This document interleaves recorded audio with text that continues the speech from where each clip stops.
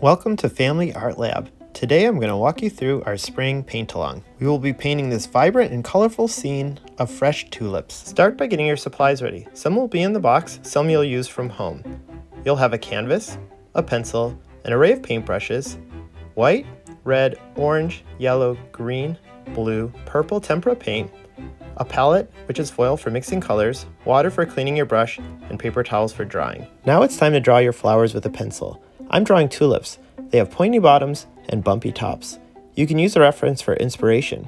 I drew 7 of them in total, some are even off the page. Remember, flowers come in all different shapes and sizes, so feel free to make them your own.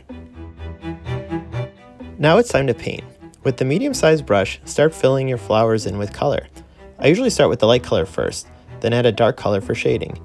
See how you can add orange to your yellow to make the flower look more colorful?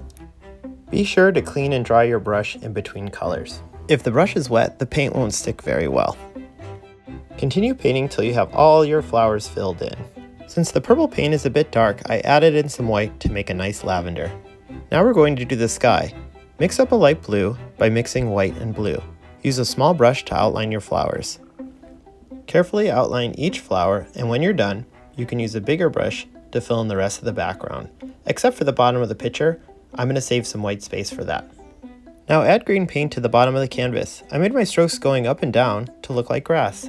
Use some green paint and a small brush to add stems to the flowers.